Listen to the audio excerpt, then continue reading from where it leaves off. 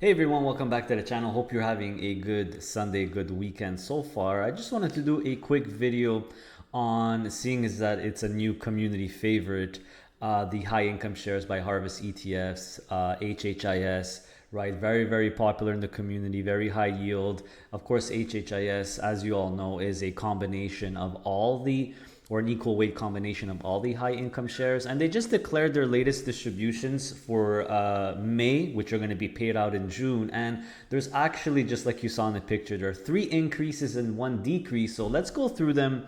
Let's go through the increases and decreases together. And by the way, guys, if you really like if you own any of these, you really like to see maybe a monthly update video on the high income shares from Harvest ETFs, let me know in the comment section below. It's pretty hot in the community right now. And also like the video, I would really appreciate it. And by the way, if you're not subscribed to the channel, please subscribe. We're about to hit 100,000. Help me get there. So let's go through everyone. The notable increases. So HHIS, by the way, the all-in-one is still at 25 cents. No increase there. Remember, it's an amalgam of all 14, soon to be 15, once Apple is introduced in the lineup, which is going to be this month in June. Right, I'm filming this on June 1st. June 1st, and by the way, guys, I'm going to be turning 40 years old this month. Pretty crazy, pretty scary at the same time, but hey, that's just how it is, right? So the first increase is on the AMD, right? So this one actually increased 10% and went from 20 cents to 22 cents. So pretty notable increase there. Broadcom as well, guys. Broadcom as well. Pretty big increase from 15 cents a month to 18 cents a month. And also Netflix. This wasn't a surprise. Netflix doing really well. It went from 14 cents a month to 16 cents. And then you have Tesla, which this one surprised me a little bit because Tesla did really good in the last month. And we'll check all of these out individually in a second, but it went from 27 cents to 25 cents, so a little 2 cent increase there. So as usual, guys, like you all know, these distributions for any covered call ETFs, especially for these ones, it's very easy. It's only on one stock. Really depends on the NAV or the stock price, how well is the stock doing, and the volatility. So let's check out both of those factors. So you see Netflix in the last month has went up 6.51%, but if we scroll out a little bit more, more, you see that it's done really, really well in the last 2 to 3 months. I don't have 3 months here, this chart here on Google. By the way, I hope this is big enough for you to see. Let me know in the comment section, but there you go. I made it a little bit bigger. Should be better. But Netflix is doing really well in the last couple of months or so. You see that's super well. Even AMD had a pretty good month, up 15% in the last month here. And if we scroll down a little bit more, it's pretty much there. Nothing too special, but in the last month done really, really well.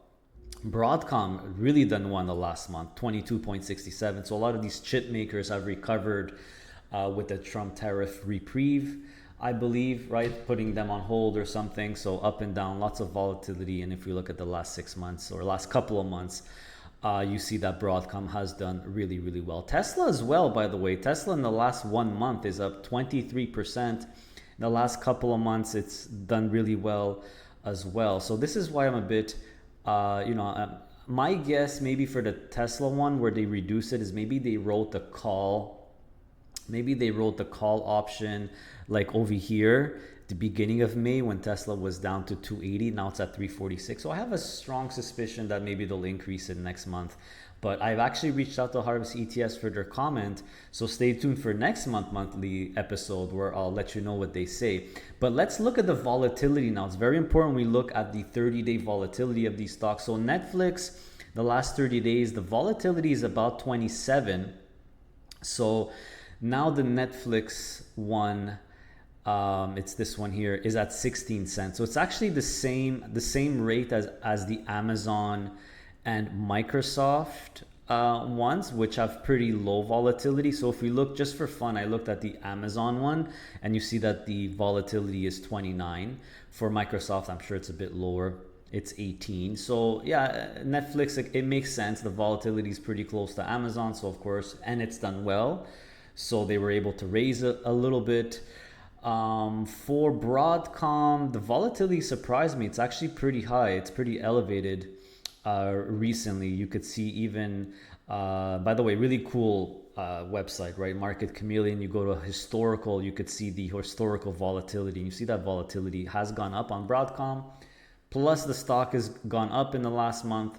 Those are the two recipes or the two perfect stars that aligned for a distribution increase.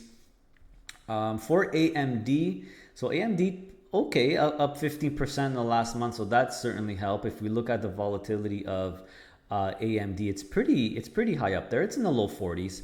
It's in the low 40s, so you see that it's yeah, maybe a little bit higher here, but it's I'm pretty sure AMD they're able to sustain the 22 cent. We'll see what happens. Again, small increase here, only 10%. And then you have Tesla, of course, which reduced a little bit. If we look at the volatility of Tesla, it's still very high at 60. It's still pretty high at 60. It says moderate here. So we'll see what happens with the Tesla one. But basically, I think that, I'm kind of surprised they reduced a little bit. My suspicion is that maybe they wrote the call a month ago over here, and now it's at 346. So maybe we'll see a slight increase back to 27 next month. We'll have to wait and see. So that's it, everyone. Those are the three increases for the high income shares. So there's three increases for Netflix, for AMD and Broadcom, and Tesla decreased a little bit. Everyone else stayed the same pretty much, including Strategy still at 66 cents, including Palantir, and also the all-in-one, which is of course my personal favorite. You guys know that I own a lot of HHIS. I do own a little bit of Tesla as well. Tiny bit as a secondary, more fun position, but HHIS has not changed at a solid 25 cents or approximately now 26% yield or so. So there's the update for the Harvest High Income shares. Do you want me to do this every single month to inform you guys of which ones have gone up, which ones have gone down, any changes, and look real quick at the volatility or the stock prices of the ones that have gone up or down? Let me know in the comment section below. Again, hit that like button. I would really appreciate it. Have a good rest of your weekend, everyone. Take care. See you next time.